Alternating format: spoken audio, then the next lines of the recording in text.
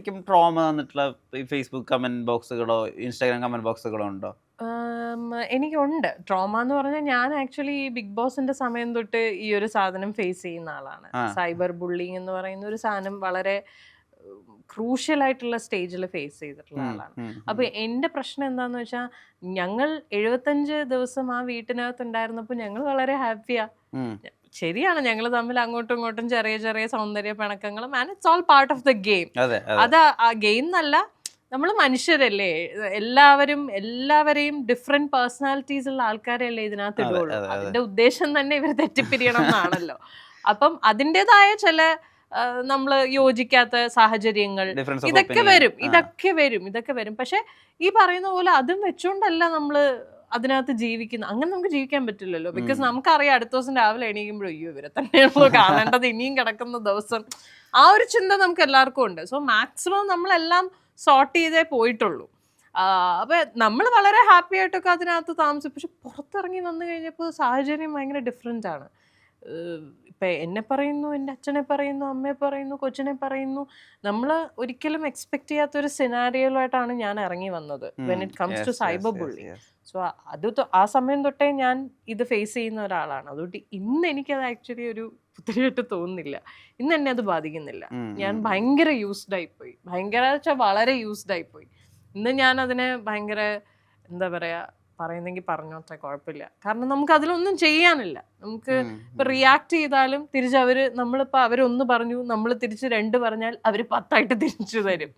അപ്പൊ അതിനേക്കാളും നല്ലത് മാക്സിമം ഇഗ്നോർ ചെയ്ത് വിടുക എന്നുള്ളതാണ്. പിന്നെ ഇപ്പൊ ഞാൻ റിയാക്ട് ചെയ്യുകയാണെങ്കിൽ തന്നെ വളരെ സർക്കാസ്റ്റിക് ആയിട്ടാണ് റിയാക്ട് ചെയ്യുന്നത്.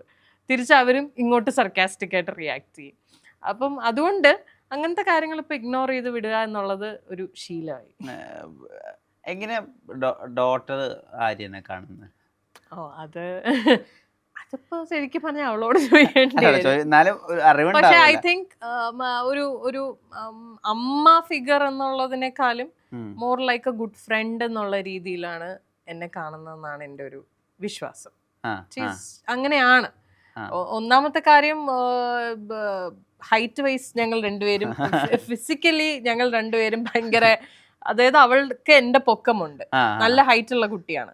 അപ്പം ഇപ്പൊ സ്കൂളിൽ ഞാൻ വിളിക്കാനൊക്കെ പോകുമ്പോ എന്റെ തോള് കൈയിട്ടൊക്കെയാണ് നടക്കണത്. അല്ലാണ്ട് ഒരു കൈ പിടിച്ച് നടക്കുക അങ്ങനെയൊന്നുമില്ല. തോളി കൈയിട്ട് ലാവിഷായിട്ട് ഇന്നിങ്ങനെയൊക്കെയാണ് കേട്ടോ അമ്മ എന്നൊക്കെ പറഞ്ഞ് ഭയങ്കര ചില്ലാണ് ആള്.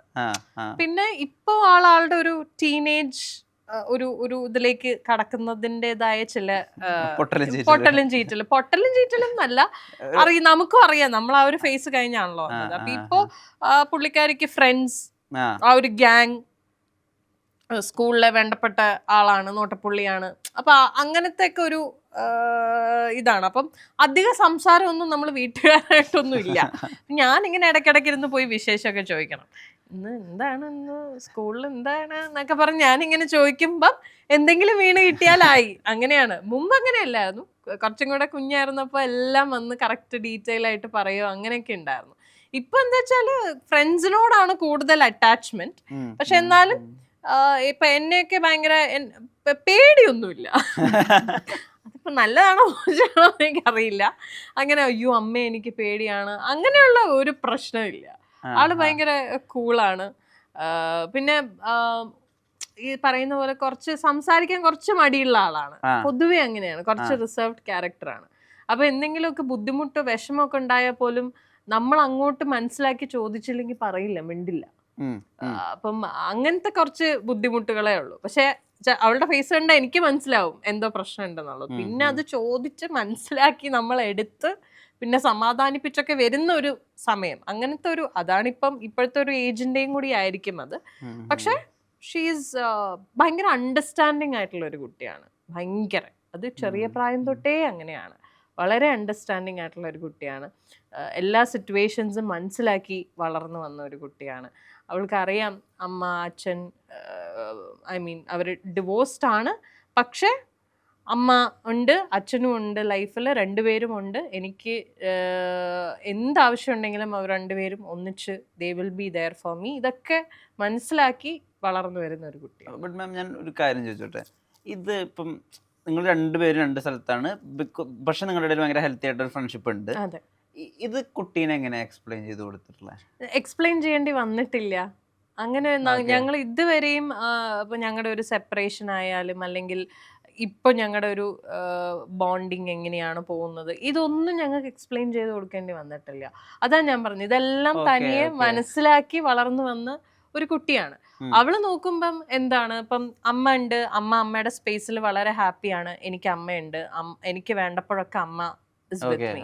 അതുപോലെ അച്ഛയുടെ സ്പേസിൽ ഭയങ്കര ഹാപ്പിയാണ്, എനിക്ക് വേണ്ടപ്പോഴൊക്കെ അച്ഛൻ ഉണ്ട്, അതും ഓക്കെയാണ്. അവരെന്നും ഫോണിൽ സംസാരിക്കുന്ന ആൾക്കാരാണ്, അവരെന്നും വീഡിയോ കോളിൽ സംസാരിക്കുന്ന ആൾക്കാരാണ്, ഭയങ്കര ഹാപ്പിയാണ്. ഇപ്പം അദ്ദേഹത്തിന് ഇപ്പൊ ഒരു കുഞ്ഞുണ്ട്, ഹീസ് മാരിഡ്, അദ്ദേഹത്തിന് ഒരു കുഞ്ഞുണ്ട്. അപ്പൊ ഇപ്പൊ അവനുമായിട്ടാണ് വീഡിയോ കോളില്, ബ്രദർ ആണല്ലോ, ബേബി ബ്രദർ ആണല്ലോ, അപ്പൊ അവനുമായിട്ട് എപ്പോഴും അവന്റെ ഫോട്ടോസ് അങ്ങോട്ട് ഷെയർ ചെയ്യുക, വീഡിയോസ് അയക്കുക, അവനുമായിട്ട് വീഡിയോ കോളിൽ, കുഞ്ഞ് ബേബിയാണ്, 1 വയസ്സ് പോലും ആയിട്ടില്ല, വീഡിയോ കോളിൽ സംസാരിക്കുക. So that's a different world for us. ഇത് ഞാൻ വേറെ കാര്യം ചോദിച്ചോട്ടെ, ഇത് നിങ്ങളുടെ തോട്ട് പ്രോസസ് ആയിരുന്നു ദാറ്റ് ഇപ്പം സാധാരണ ഇങ്ങനെ സെപ്പറേറ്റ് ആവുന്ന ആളുകളുടെ ഇടയിൽ ഈ പരസ്പര ബഹുമാനോ അല്ലെങ്കിൽ പ്രതിപക്ഷ ബഹുമാനം ഒന്നും അത്രത്തോളം ഉണ്ടായിക്കൊള്ളണം നിർബന്ധമില്ല. ഇപ്പൊ നമ്മൾ തന്നെ അങ്ങനത്തെ ആളുകളോട് സംസാരിക്കുന്ന സമയത്ത് ഇപ്പൊ കുട്ടികൾക്ക് പലപ്പോഴും ഒരാളോട് ഭയങ്കരമായിട്ട് ഒരു അഫിനിറ്റി ഉണ്ടാവുക, മറ്റൊരാളെ മൊത്തത്തിൽ ഒരു വെറുപ്പിൽ പൊതിയുക, പിന്നെ ഒരു റിയലൈസേഷൻ വരുമ്പോൾ ഇവർ രണ്ടുപേരും എൻ്റെ ജീവിതത്തിന്റെ ഭാഗം. അങ്ങനെയാണ് സാധാരണ സെലിബ്രിറ്റീസിന് എല്ലാ ഡിവോഴ്സിലും അങ്ങനെയാണ്. പക്ഷെ ആര് ഓവർ ദി ഇയേഴ്സ് സംസാരിക്കുമ്പോൾ എനിക്ക് മനസ്സിലായിട്ടുള്ള ഒരു കാര്യം എന്ന് വെച്ചാൽ നിങ്ങൾ നമ്മുടെ ആ ഒരു ബഹുമാനമുണ്ട് പരസ്പരം എന്നുള്ളത് കുട്ടിക്കും കൂടി അവെയർ ആണ് എന്നുള്ളതാണ്. അങ്ങനെ തന്നെ വേണം, അങ്ങനെ തന്നെയാണ്, അങ്ങനെ രണ്ടുപേരും ഡിസിഷൻ ആയിരുന്നു. അങ്ങനെ ഓബ്വിയസ്ലി നിർബന്ധമായിട്ടും അങ്ങനെ കോൺഷ്യസ്ലി ഒരു ഡിസിഷൻ എടുത്തത് തന്നെയാണ്. പിന്നെ ഈ പറഞ്ഞ പോലെ തുടക്കം മുതലേ ഇപ്പം ഞങ്ങൾ അങ്ങനെ ഒരു ഡിസിഷൻ എടുത്തു എന്ന് വെച്ചാൽ അങ്ങനെ സംസാരിച്ചെടുത്ത തീരുമാനമല്ല. തുടക്കം മുതലേ ഇപ്പോൾ അദ്ദേഹമാണെങ്കിലും എന്നെ പറ്റി ഒരിക്കലും, എന്നെയോ എൻ്റെ വീട്ടുകാരെ പറ്റിയോ ഒന്നും ഒരിക്കലും മോശമായിട്ട് കുഞ്ഞിനോട് സംസാരിച്ചിട്ടില്ല. അദ്ദേഹത്തിന്റെ വീട്ടുകാരും അതെ. തിരിച്ച് ഞാനോ എൻ്റെ വീട്ടുകാരോ ഒരിക്കലും അദ്ദേഹത്തിനെയോ അദ്ദേഹത്തിന്റെ വീട്ടുകാരെയോ മോശമാക്കി കുഞ്ഞിനോട് സംസാരിച്ചിട്ടില്ല. അവൾക്ക് അറിയാവുന്ന ഇത്രേ ഉള്ളൂ, അമ്മ അച്ഛ തമ്മിൽ ഒരു കമ്പാറ്റബിലിറ്റി ഇഷ്യൂ, അവർ തമ്മിൽ ഒന്നിച്ച് ഒരു കൂരയ്ക്ക് ഉള്ളിൽ കഴിയാൻ പറ്റാത്ത ഒരു സിറ്റുവേഷൻ, അതൊക്കെ അവൾക്കറിയാം. അവൾ കണ്ടിട്ടുള്ള സാഹചര്യങ്ങളും എല്ലാം തന്നെയാണ്. അതുകൊണ്ട് ഒരിക്കലും അവൾ ചോദ്യം ചെയ്തിട്ടില്ല.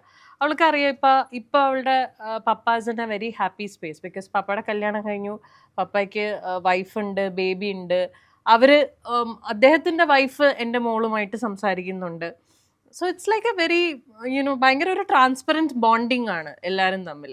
എല്ലാവരും ഹാപ്പിയാണ്, കുഞ്ഞ് ആരെയും വിഷമിച്ച് കാണുന്നില്ല, അവൾ ഇതുവരെ ഞങ്ങൾ ആരും സങ്കടപ്പെട്ട് കണ്ടിട്ടില്ല. എല്ലാവരും ഹാപ്പിയാണ്, എല്ലാവരും പരസ്പരം ഗിവ് ആൻഡ് ടേക്കിൽ പോയിക്കൊണ്ടിരിക്കുകയാണ്.